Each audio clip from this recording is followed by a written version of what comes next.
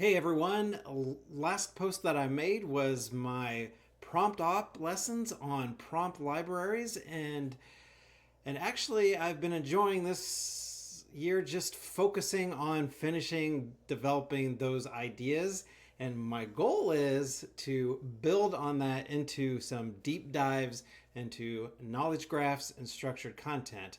More on that to come later. But while doing this, I've also been teaching writing for AI with my students, and we've been putting together prompt libraries. And that was my last lesson. You can check that out, linked in the text below. But I thought one of the things that I did in that post was make a case for using twos as a prompt library.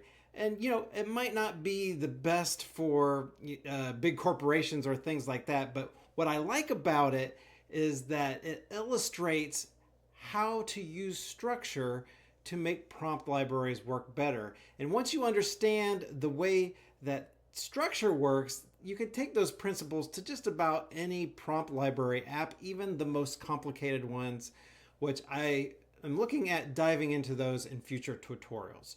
So let me show you just real quick how I'm putting in prompts from my classes into a library on twos. Now, more than likely, you've probably never heard of twos. It actually has a cult-like following, but probably not as popular as things like Notion or Todoist, but it's kind of in the same category. What I like about it is they have a very simple, understandable way of structuring things, in which case things can be anything. Most people think about notes, to-dos, and reminders, but then they have lists, sublists, and within those things. And everything in twos is organized in one of those three ways, more or less. And what this allows you to do is organize things vertically. They also have a tagging system, which allows you to organize the things horizontally. And also, the best feature is that you can actually have things or sublists in multiple places. You can reuse things, which for me is an absolute necessity for any sort of organizing system. Who wants to copy and paste the same thing or type it over again in other places? So just let me show you real quick how I'm actually setting this up. So this is the front page, and if you would like to sign up and check it out, it's free, and you just have to create an account. Now, you're actually going to end up in the To Do Today tab or the home page, but I'm just going to show you here a list, which you can have that list on your home page. You can have it anywhere. There's like a menu bar over here where you can save your best lists, all those kind of things. I'll leave the basic tutorial for you to explore later, but basically here is just one list.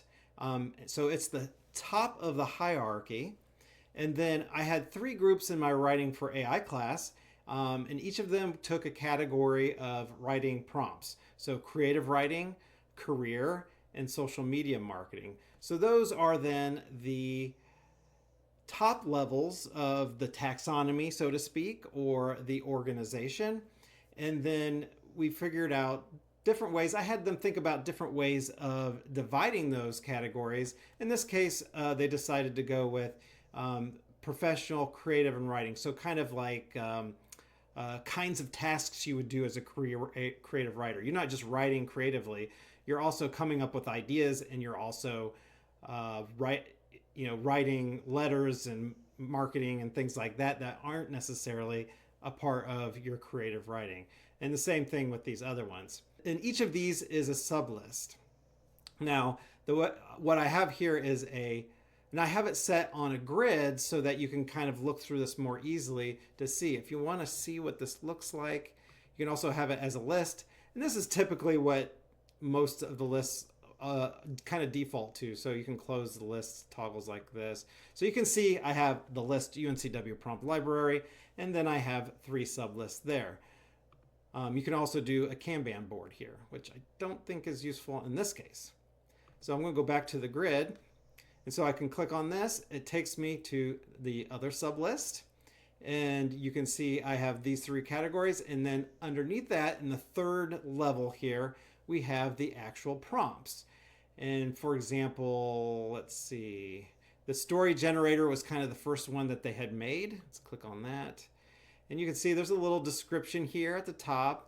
And then I have prompt blocks for each bits of the prompts. Notice that each prompt block is a thing, because the prompt blocks can be reused if they're turned into a sublist. So you can see this is actually a sublist, which makes it a little bit more than a thing. But what this means you can do is you can use this role block in other prompts, which I'll show you in a second. You can also take notes down here. You may want to try some different wording. This didn't work great. So you can put little notes underneath it and then close it. You can also tag these, the different kinds of blocks, so in case you want to search, not for an entire prompt, but you can search for kinds of prompts, which I'll show you that in a second. So if I go here to workshop generator, sublist, and now you can see I've reused this role block from the other list. So it exists in two places.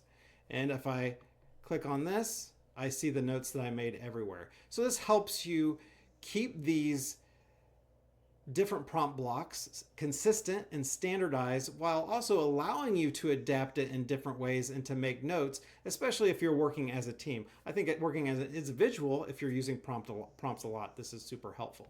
The other thing you can do is search for tag. So I have a tag role block here. You can click role, and now I see all of the prompt blocks that are tagged role. So if that's all I'm looking for is a role, and I can and then when I find one I like, I can click the select button and copy or share, and then I can copy the text, and then I can go use it wherever I like, or I can copy it to another sublist or another prompt, things like that. Now, I haven't quite built this out yet. I just wanted to show you how I was doing it, because I think it is a really interesting but simple way to think about how the prompts relate. And my goal is to keep building this every time I teach writing with AI. So other groups can create new categories. They could add new subcategories, or they could simply add new prompts to the different subcategories, or they could revise the prompts that are in there, especially as models change and maybe the prompts aren't working as well. So there you have it. That's my very simple way of creating a prompt library in a free but easy to use tool that even students can understand and use. So I'd love to hear your thoughts in the comments below. What did you think of this setup? Was there anything that I missed? Would there be things that you would change or add, or just some of your thoughts about Tooz? It's a really great app that's worth looking into for simple organization, especially for people whose brains don't necessarily automatically work that way. All right, thanks for your time. Love to hear your thoughts.